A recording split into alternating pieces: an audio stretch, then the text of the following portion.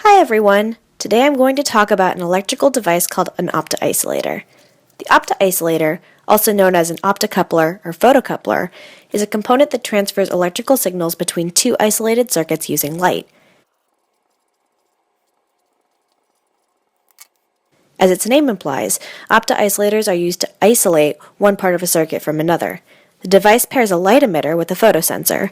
Because the only connection between the two is the optical signal, complete isolation is provided between the input and the output. Motivation. But why do we care about isolation in circuit design? Irregularities in the input signal can result from a number of things. Voltage surges, strikes of lightning, you get the point.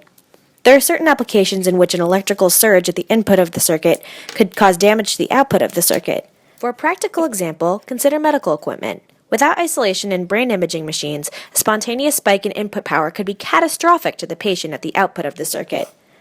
If the patient were harmed because your equipment failed to isolate them from an electric surge at the input, you would be held liable. Isolation is hugely important in circuit design. Here's a little history. In 1963, a guy named Collins and his associates came up with the idea to use optocoupling for electric isolation. In 1968, photoresistor-based opto-isolators were introduced. These kinds of opto-isolators are still used today because of their highly linear response. In 1968 to 1970, LED technology was commercialized, causing a boom in optoelectronics. By the late 1970s, all of the main types of opto-isolators used today had been developed. From the 2000s to today, alternative opto-isolator designs have been developed to maximize speed and minimize size. Function. Here's how an opto-isolator works. A light emitter and a photosensor form an optoelectronic pair connected by a closed optical channel. The light source is usually a light-emitting diode that emits light near infrared frequencies. In an LED, where carriers are injected across a forward bias junction, the characteristic direct band gap in the material allows light to be emitted from the junction rather than releasing heat into the lattice. LEDs are commonly fabricated with gallium arsenide due to the material's direct band gap. Gallium arsenide isn't quite as abundant as silicon, but it's abundant enough to not be an issue. The photosensor used can be a photoresistor, photodiode, phototransistor, or triac. As we know, when a photodiode is stimulated with photons, electron-hole pairs split apart and the charges move across the diode due to the electric field in the depletion region, creating a voltage potential between the N side and the P side. Inside an opto-isolator, the input electrical signal causes electrons and holes to recombine in the LED, and light is emitted. Opto-isolators convert voltage to light to voltage again. State-of-the-art operation. Common industries that utilize opto-isolators include medical equipment, electroencephalography, which is brain imaging, audio and music, computing, communications, and photocopiers. The fastest opto-isolators use PIN diodes because the large intrinsic region extends the electric field, allowing carriers to move faster. High speeds make these kinds of isolators very useful in computing and communication applications. Photoresistor-based opto-isolators are slowest, but also the most linear. These kinds of opto-isolators are desirable for audio applications in which sound distortion should be minimized as much as possible. Typical opto-isolators have maximum output voltage of less than 100 volts, but they can also be fabricated to have a voltage rating of a few kilovolts.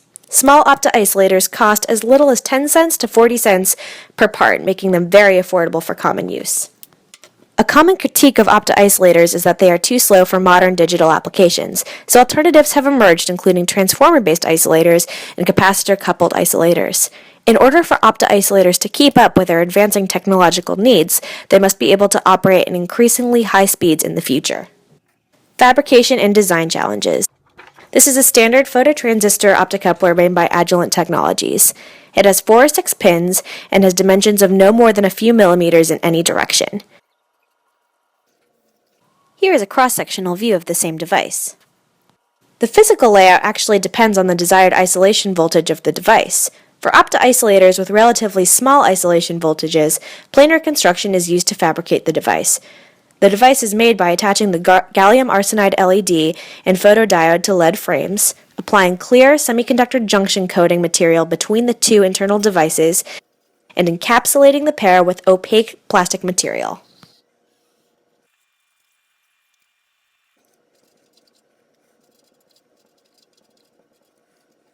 One design constraint is that the optical channel between the LED and the photodiode should be as thin as possible to achieve the desired breakdown voltage and isolation requirements. For some applications, this distance is less than 100 micrometers and requires advanced fabrication machinery. Comparison to competition.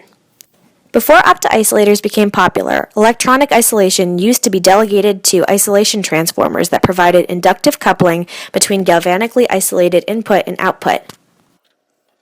Here's a Venn diagram to compare the two methods. Opto-isolators and isolation transformers are the only two components that provide reinforced protection. That means they protect both the user and the equipment from harm. Unlike opto-isolators, transformers can pass energy in both directions and also transmit power. Opto-isolators are unidirectional.